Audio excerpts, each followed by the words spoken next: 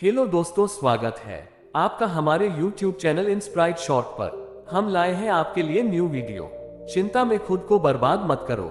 ये बात उन दिनों की है जब बुद्धा मरुवन में अपना समय व्यतीत कर रहे थे। इस समय तक बुद्धि की प्रसिद्धि दूर दूर तक फैल चुकी थी। बहुत दूर दूर से लोग अपनी चिंताओं और परेशानियों का समाधान खोजने इनके पास आते थे।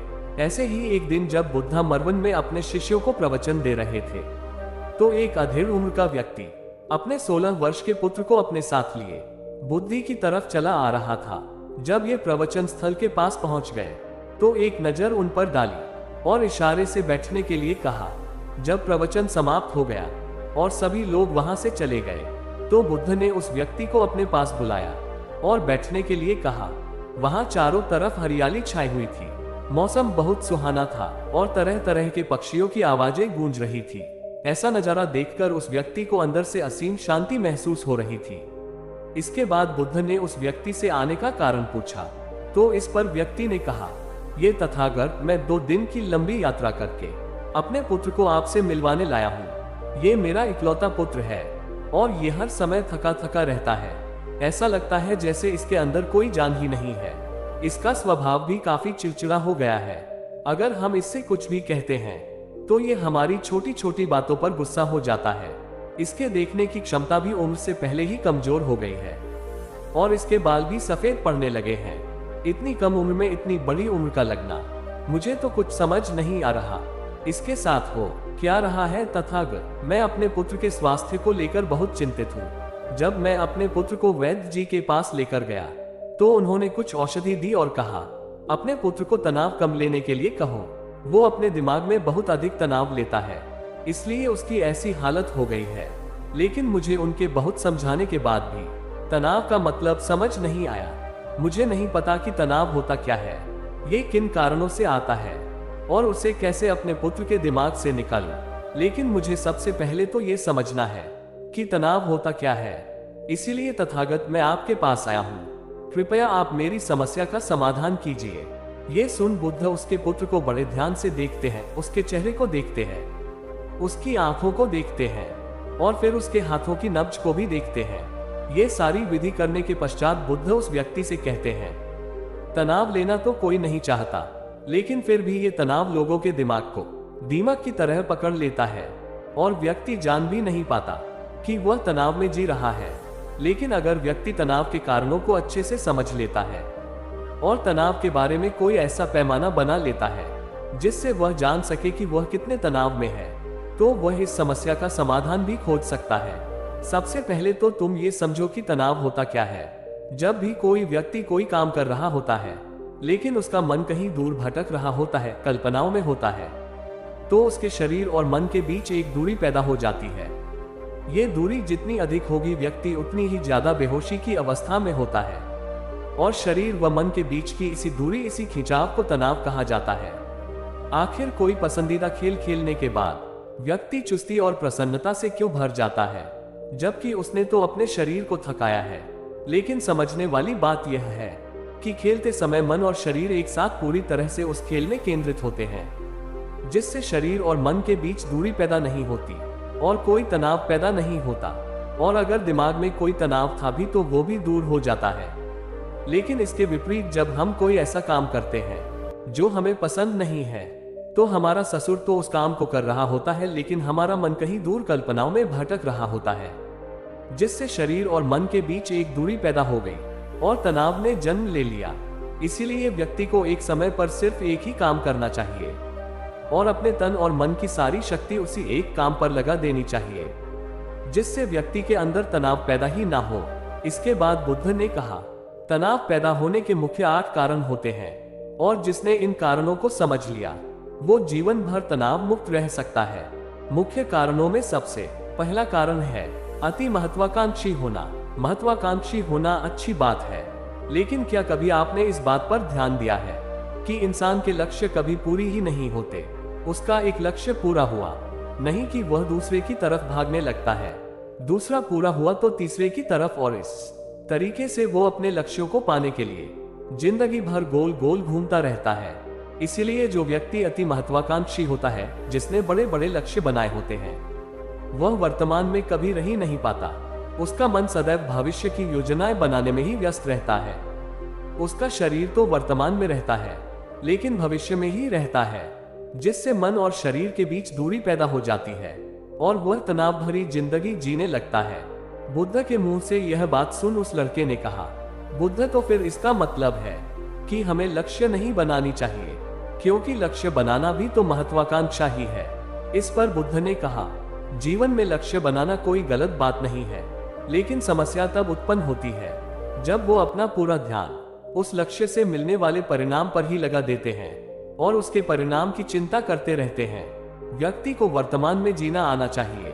आप लक्ष्य बनाइए और उस लक्ष्य की प्राप्ति के लिए कड़ी मेहनत करिए, लेकिन साथ ही साथ आपको इस बात का भी ज्ञान होना चाहिए कि आप अभी वर्तमान में जी रहे हैं और वर्तमान ही सत्य है। बुद्ध ने आगे कहा, तनाव का दूसरा सबसे बड़ा कारण है ईर्ष्या। जब व्यक्ति ईर्ष्या और जलन से भर जाता है तो उसका मन अंदर से सड़ने लगता है। ईर्ष्या एक आंतरिक घाव है। आंतरिक घाव यानी मन का घाव व्यक्ति के शरीर का घाव तो भर सकता है, लेकिन मन का घाव कभी नहीं भर सकता। इसीलिए व्यक्ति को दूसरे की खुशी और तरक्की से कभी ईर्ष्या नहीं करनी चाहिए, क्योंकि तनाव का कारण है। इसके बाद बुद्ध ने तनाव का अगला कारण बताते हुए कहा कि आरुषिपूर्ण काम करने से भी मन में तनाव पैदा होता है। जो काम करना हमें पसंद ही नहीं है, जिसका में हमारी रुचि ही नहीं है, उस काम में हमारा मन लग ही नहीं पाएगा।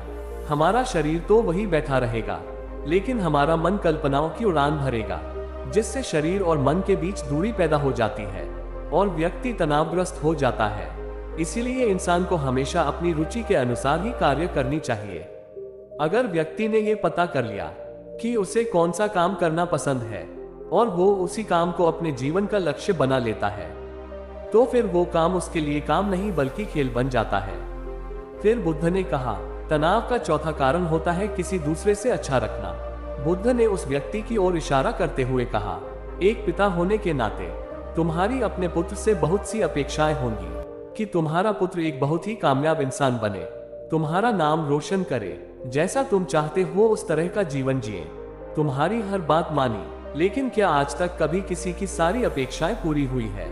जब भी कोई व्यक्ति किसी दूसरे से कोई अपेक्षा रखने लगता है तो वो अनजाने में अपने लिए तनाव पैदा करने लगता है।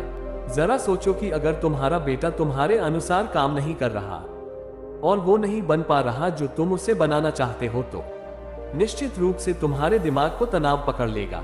तुम तनाव से भरा जीवन जीना शुरू कर दोगे और इस तनाव के बस में आकर तुम ऐसा व्यवहार करोगे, ऐसी बातें करोगे कि तुम्हारा अपने पुत्र के साथ संबंध और भी खराब होता चला जाएगा।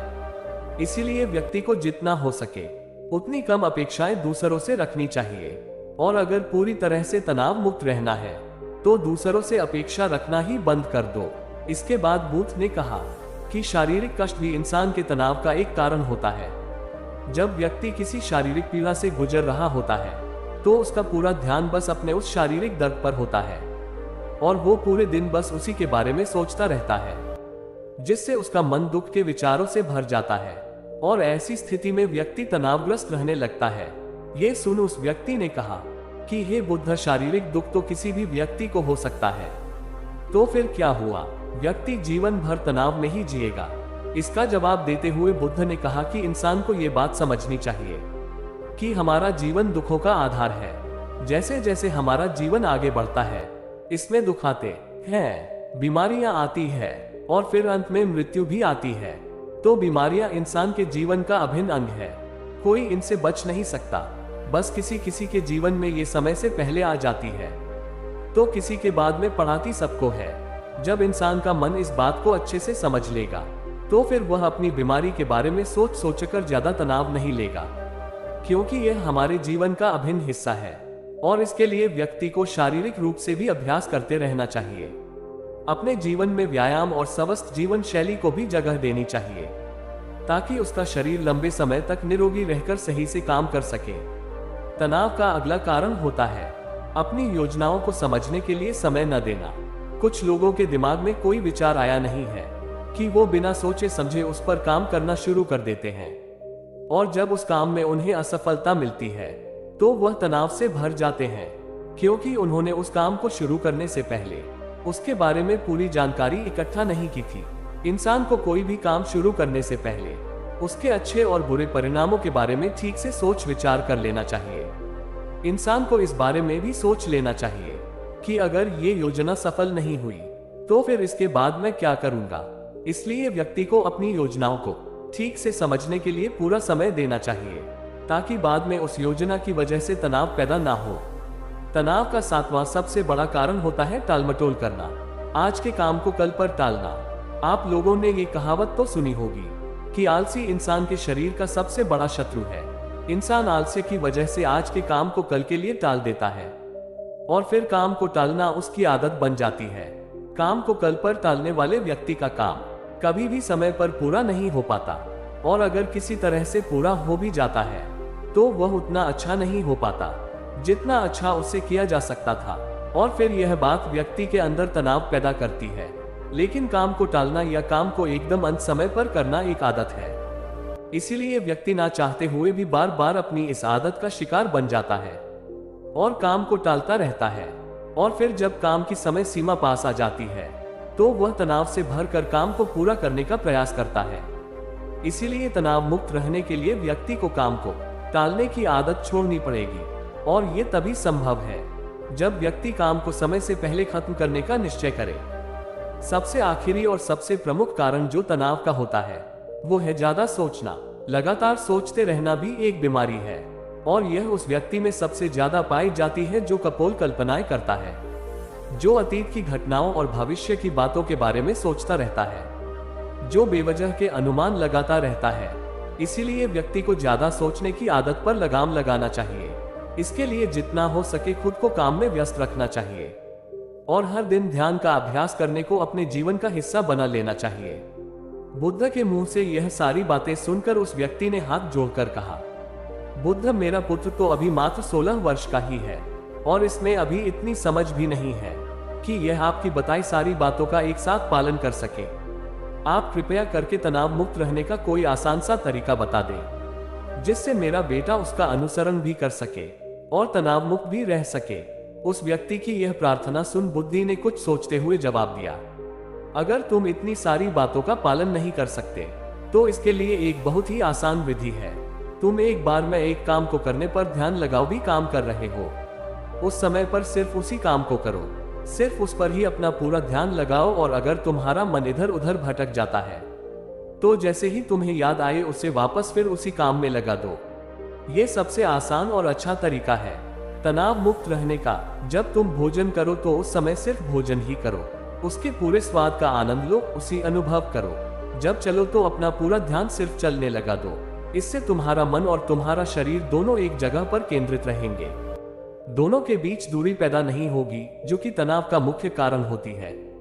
दोस्तों, आज की युवा पीढ़ी एक ही समय पर दो दो तीन तीन काम करने के आदी हो चुकी है, जैसे फोन पर बात करते हुए गाड़ी चलाना, खाना खाते हुए टीवी देखना, ये फोन चलाना, और फिर इनकी शिकायत रहती है कि मैं तनाव में जी रहा हूँ, मेरा मन शांत रहता है, मैं चिड़चिड़ा सा हो गया हूँ। जब कोई व्यक्ति एक ही समय पर तीन तीन काम करेगा तो तनाव पैदा होना तो स्वाभाविक है, क्योंकि दिमाग तो एक समय पर पूरा ध्यान लगाकर सिर्फ एक ही काम कर सकता है। पूर्ण रूप से एक ही समय पर दो कामों पर ध्यान कभी नहीं लग सकता। इसीलिए जहां तक संभव हो सके एक समय पर सिर्फ एक ही काम करने का प्रयास करें, वो भी पूरे ध्यान के साथ। दोस्तों, आशा करता हूँ कि आपको इस स्टोरी से काफी कुछ सीखने को मिला होगा। धन्यवाद।